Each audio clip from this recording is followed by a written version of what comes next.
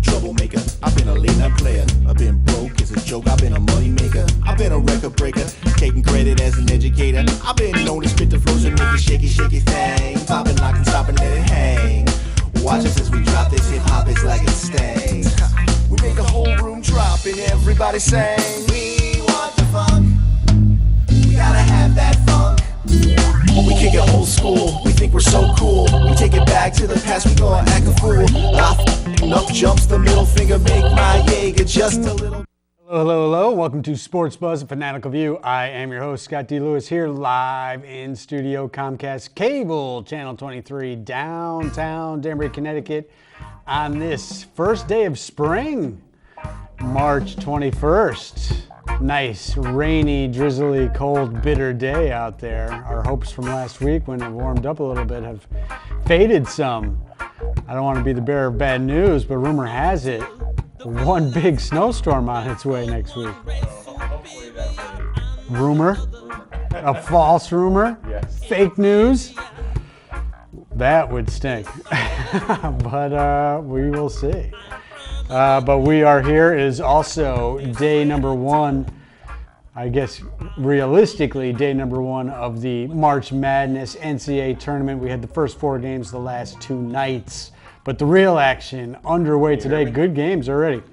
But let's officially, let's give that phone number, as you see it right there. 203-792-4101 is the number for anyone who wants to call in. The phone lines are open. We're here 6:30 to 7.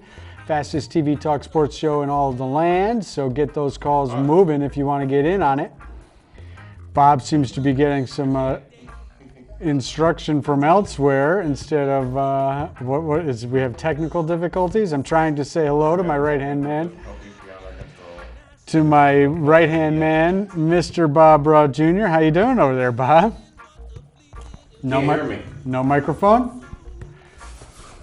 Okay, hang on.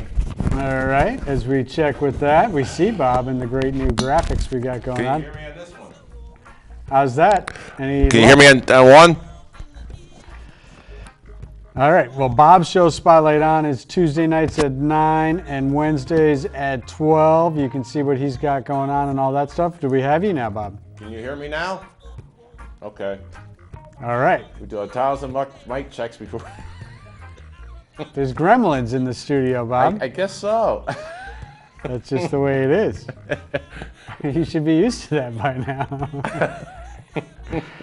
now. Let's officially mention also Tyler, our audio magician in the studio, is here, doing a great job again. David Suero, the director extraordinaire. He is the actual director extraordinaire. We gotta get a picture of David. That's true. Yes, we gotta get a nice picture of you behind on Maybe the works. we should get a picture of Tyler too. Yes. And the whole family's here, Jenna, Connor, and Jolene. Yes. Bob, you got a couple things you want to mention. We'll mention, of course, the Western Celebrity Breakfast, but you had... Yes, as you can see behind you, we have some new new posters for the, especially right the one that... over my shoulder, behind Bob's graphic a little bit. And they really came out nice. Yeah, really good posters they put together this year. Mickey Rivers, 25th Annual Western Celebrity Breakfast, June 7th. At the Amber Room, back where they belong for a couple of years or so now. They had that one brief year. The Matrix isn't even there anymore, is it? No, it's not. The Matrix not even. And there's the information with Mickey and his four teams. We got a good behind us. You can see the Angels, the Yankees, the Rangers, and back to the rain. No, who's the last one? I can't tell. There's a glare. But Mickey Rivers, a great player. Part of 2 World Series, so that'll be interesting to see, and I'm sure an entertaining guy. But how about the firefighter stuff from this past weekend? Oh, we had a blast. You were awarded once again, correct? Yes, for top responder for the for fire police. For fire police. Yes. Bob, the top responder, our guy. Yeah. And then you had somebody from your firehouse? Yes, the captain of our firehouse, Rick Mahoney, he got Firefighter of the Year, along with 2 other firefighters, Sean Struckley and Dave Bishop from Engine 8. Both were, so we had three of them get Firefighter of the Year. That's the first time we've ever had 3 people get firefighter of the year. That is awesome. Congratulations to all you guys. And of course, we appreciate the work that you guys do out there, helping everybody out, and it's deserving when you get awarded for it and you get recognized as the top guys in the area and in the state. I mean, you said that's the first time somebody from your house got the top award for the state. Yeah, captain of our firehouse. I mean, Rick is a wonderful guy. He does an awful lot. So that is fantastic. Okay, well, we wanted to mention that, and good thing that you had all that information. And all right, so NCAA is underway. We'll get into the men's side quick. I do want to touch on the NCAA women. Lady Huskies get underway tomorrow. And for the first time since 2006, Bob, and we speculated this might happen. I didn't really think it would, and especially after you look at everything. But they are a number 2 seed. Number 2 seed. Not number 1. First time since 2006. Who are they playing against? They're set up into the Albany region. They play Townsend tomorrow as a 20-12 team. UConn finished 31-2. They finished number 2 in the AP poll at the end of the season. So how did they drop to a number 2 seed is interesting. They're in the Louisville bracket. Louisville got a number 1 seed despite the fact that they were the runner-up in the ACC. They didn't even win the ACC. Why? Finished 29-3. That makes no sense.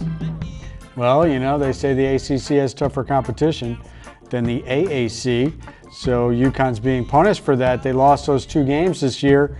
The other number 1 seeds, Baylor, who actually beat Baylor UConn. is always a tough competitor. 31-1. They're the overall number 1. They beat UConn this year. Mississippi State is another number 1 at 30-2, and Notre Dame, the defending champions, at 30-3. And the women in their bracket, besides Louisville, looming potential teams that they could face at some point down the road, that's the men's bracket there, David, but that's all right. We'll take a look at that. UCLA, Tennessee. Tennessee would be a very interesting. I wouldn't mind seeing them play UCLA because historically, not in recent times, but UCLA is not ranked that high, but it'd be interesting to see them play UCLA. But Tennessee is a great rivalry. Maryland has a good team. They've always had a good program. Rutgers, a former rival from the Big East. And Michigan, just because another team like UCLA, a good big school. But Maryland has had a good history against UConn. So all those big names are in that bracket with Louisville and UConn. So I wanted to just set the table for that. I know Uncle Buck was calling in about the Lady Huskies the other week. Right. I'm sure he is checking out what is going on with them and going to be tuned in 6:30 tomorrow in Stores up in Gamble. Yeah. Their first game. Yeah, and I've heard some stories about Gamble. It's having some I did see an article, I didn't read it, that Coach Oriama was not happy, right? No. So he said the place is falling apart. Literally. Interesting. And the Lady Huskies, of course, have 11 titles. They're supposed to be getting that key player back who missed the last 4 games. Samuelson, I think it is. She's supposedly healthy and ready to go. And in the men's bracket, games today in Hartford, as a matter of fact. First time in 21 years, Hartford is a host site for any of these games. And Uncle Buck called in and talked about these pods they do, right? So 2 of the games are from the South bracket, and 2 are from the, I think it's the South and the West. Western bracket, right? Yeah, so you got teams in the Western bracket playing games in Hartford. Right, that makes no sense whatsoever. I don't know. Why would you have teams that are, okay, who are the teams again?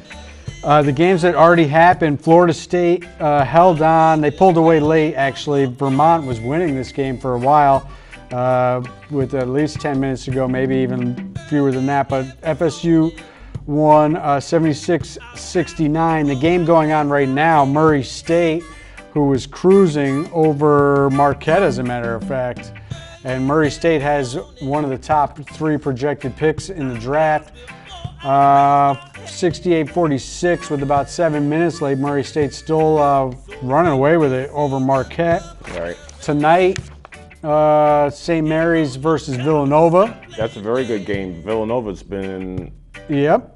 Well, Villanova, defending champion. And why did they get dropped to a 6th seed? And Marquette, as a matter of fact, who's about to lose, was seeded higher than them. Villanova won the Big East tournament. They're the defending champions. I don't know how they got dropped all the way to 6. I don't know how they work this bracket. It makes no sense.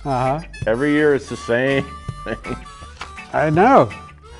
It's crazy. But and the other game is Purdue versus Old Dominion. So, the winner of those games play each other on Saturday in Hartford. And Murray State looks like they'll play Florida State. Right. And if you want to see a top-flight player, you should get up to Hartford because Ja Morant is one of the top players in the country. He is. So good chance for people in Connecticut to go out and see him. Let's go through the scores before we talk some big picture stuff. The first 4 games completed the last 2 nights. Prairie View lost to Fairleigh Dickinson 82-76. Belmont beat Temple 81-70. Temple, of course, in the AAC with UConn. North Dakota State got their first ever win in the tournament, 78-74 over North Carolina Central. And Arizona State knocked off St. John's. Which was a big... Well, I mean, Arizona State's... For once in this area, I'm talking. Yeah, I mean, locally, people... I don't know that St. John's should have got in. They were sub 500 in the Big East, and after their hot start, they did not finish well sub 500 since basically Christmas. Right. But they did get in 74-65, and of course, Arizona State is coached by Bobby Hurley, who, remember, led Buffalo into the tournament a few years ago. That's very true. And he left them for Arizona State. Guess who Arizona State plays now next? Who? Buffalo. Oh, that's a very interesting game. The NCAA tournament has a sneaky way of doing these things and setting that up. They did another sneaky thing today as far as games that took place today. Minnesota versus Louisville. Who is the coach of Minnesota? Who? Rick Pitino's son. Oh. And guess who beat Louisville today? Who unceremoniously fired Pitino after his latest, how many scandals he's had. But Minnesota beat Louisville today for a little family revenge, 86-76. Wow. Locally speaking, Yale gave LSU everything they could handle as well. They came up a little short. They shot the ball terribly, but they still somehow only lost 79-74. Where is the Orangemen? They play, Syracuse is playing Baylor in the Gonzaga bracket in the West. Wow. And is that a game that's later tonight? No, they don't play it tonight. They play it tomorrow. And they would play Gonzaga in the second round because they were matched up right below Gonzaga in the bracket. Should be interesting. Also games today, New Mexico State, oh my God, lost. I thought we were going to have our first buzzer beater right away. Yeah. They got fouled on a 3-point shot with 1.1 seconds left, down 2. Right. The guy missed 2 out of 3 free throws, but Auburn knocked the ball out of bounds, so they had the chance for one final shot, and they got a great look and missed it. 78-77, the SEC champ, Auburn, knocked them off, held on, really. Vermont as well was going toe-to-toe with Florida State. They lost 76-69. Belmont came up just short as that game went final as we were setting up. Maryland held on for a 79-77 victory. Belmont was winning this game when I got here. And they really look to be the better team. Heartbreak for them as Maryland pulls it off 79-77. Bradley was beating Michigan State with about 5 minutes to go. And Michigan State went on a 9-0 run and then held off Bradley 76-65. I just checked. Kansas crushed Northeastern. That game just went final 87-53. And like we mentioned, Murray State was all over Marquette for the afternoon games. Other games tonight, St. Mary's and Villanova, Seton Hall and Wofford, Baylor and Syracuse. Oh no, that game is tonight. Okay, Baylor versus Syracuse. What time's Baylor Syracuse game? I'm not sure the time, but that is one of the evening games this evening, so you can check that out. Syracuse, we've seen this act before. Players suspended on the eve of the tournament. Yeah, and still, you know. Boeheim, he runs a clean ship up there. Right. No sanctions, though. No.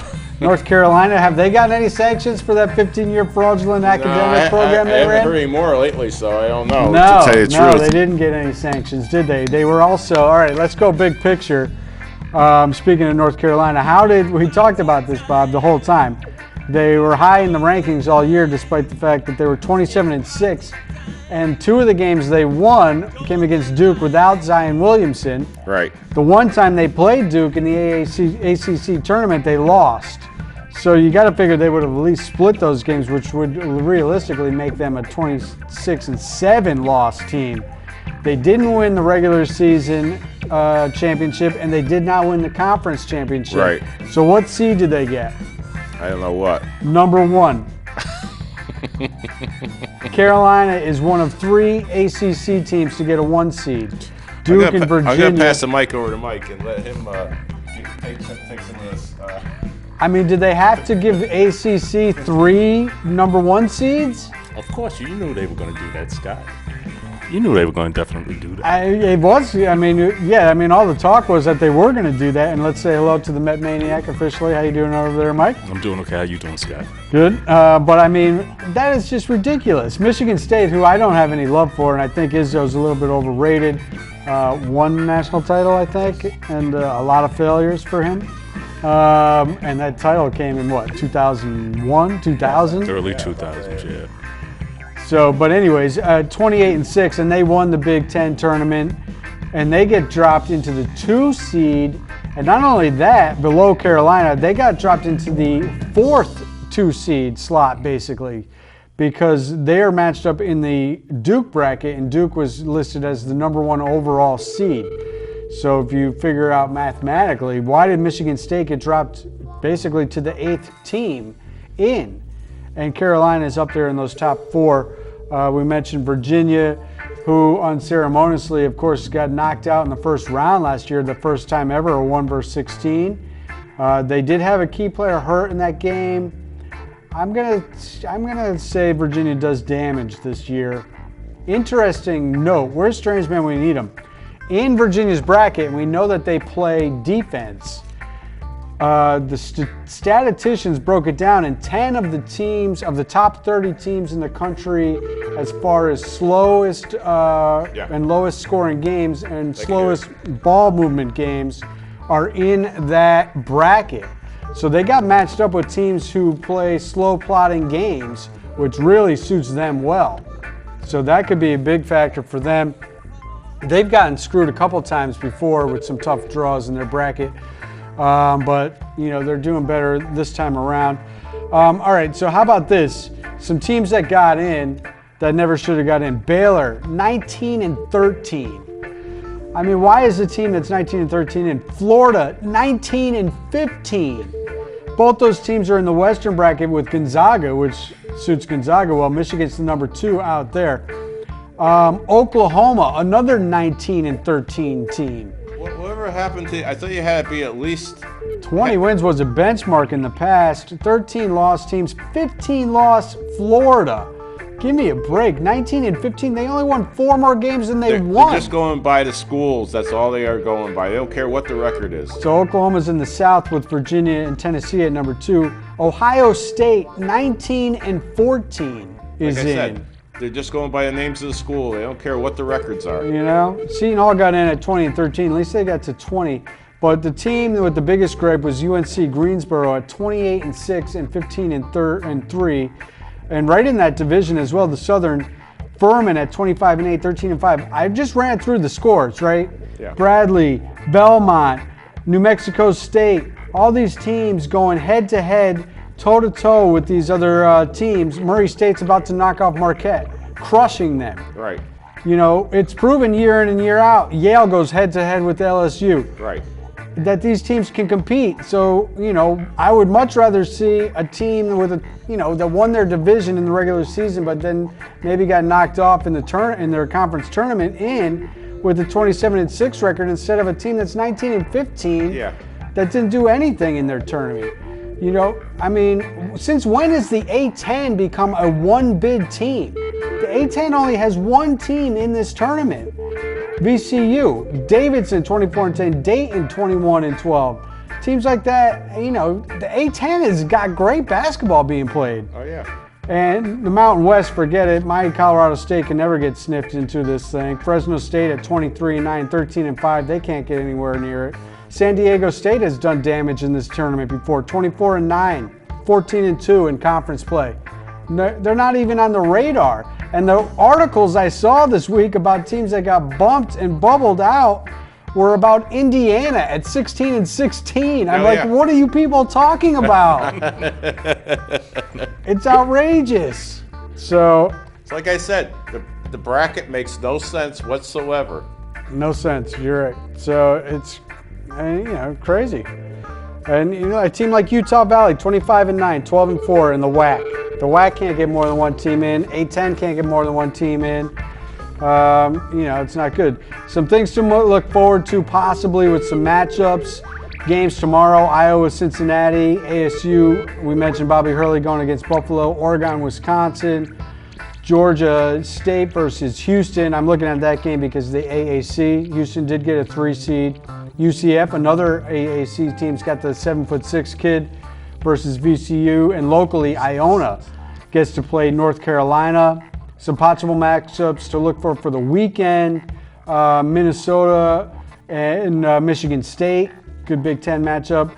The Zags versus Cuse could happen if that plays out. Cincinnati and Tennessee could be a good game. Auburn and Kansas could be a good game as well. Although Kansas, 7'6". Yeah, a giant among men. Oh, he makes me feel small. That's true. You're only tipping the scales at 7'1", right, Bob? Kansas, it's worth mentioning, Bob, for the first time in 15 years, did not win the Big 12 tournament or regular season. And I always talk about this. If the ACC is so good and the Big 12 is so good, why do the same teams win every year? Right. Duke won the regular season or the conference championship this year. They either win the conference championship or regular season every year. If that conference is so good, why doesn't somebody knock them off? Right. If the Big 12's got a powerhouse conference, why does Kansas won it 15 straight years in a row? Mm-hmm. At least with the Big 10, other teams win it year in and year out and things like that. Possible matchups in the Sweet 16 or Elite 8 if it plays out. You could see Kansas matching up with Carolina or Kentucky matching up with Carolina in the Midwest. You could see Wisconsin matching up with Virginia. Nova, Cincinnati, and Tennessee are also in there lurking to play each other. And Duke and Michigan State would be an Elite 8 game in the East because of that poor seeding by Michigan State if that plays out.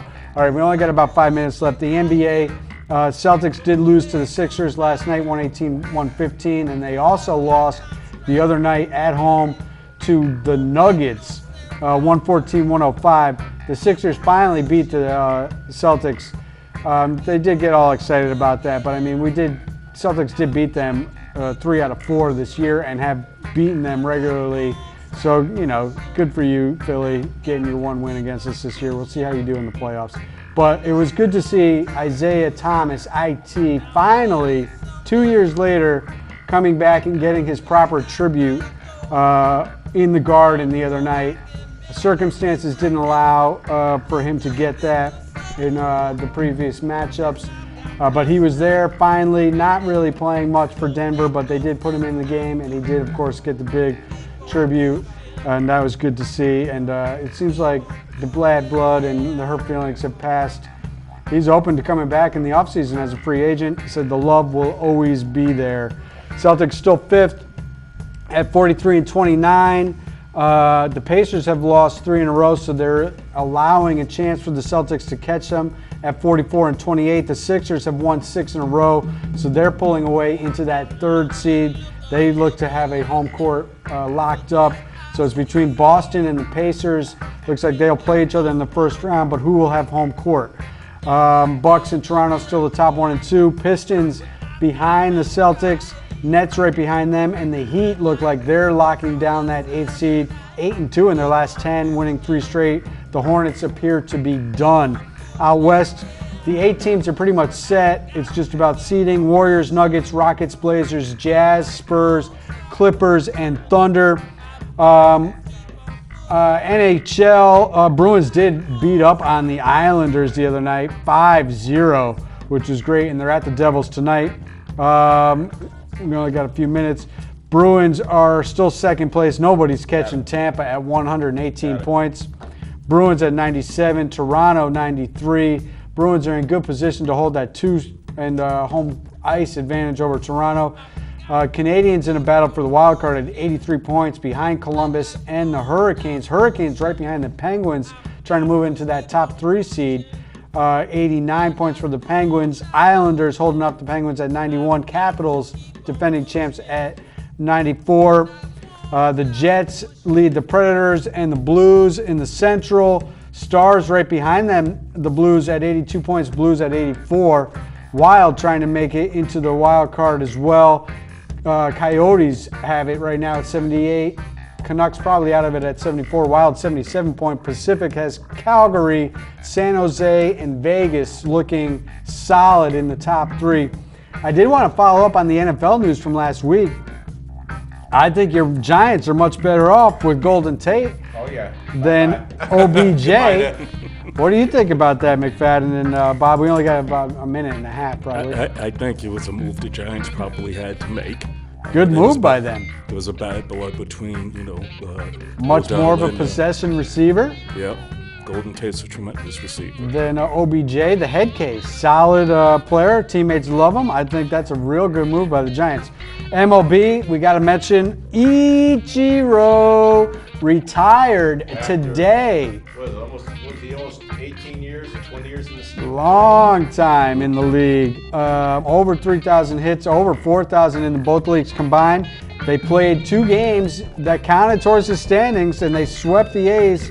They came from behind and won a 12-inning game today, 5-4. They won yesterday as well. And after today's game, that's it. Ichiro retires in his home country of Japan. So hats off to him. Great career for Ichiro. All right, we are out of here. We'll see you next week.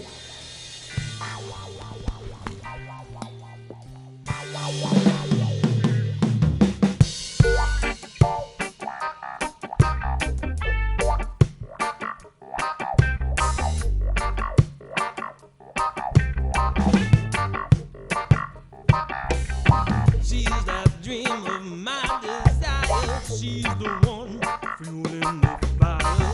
I see her standing there wanting lust with the air. I feel hesitant, but waiting just ain't part of my master plan. Do you feel the heat now?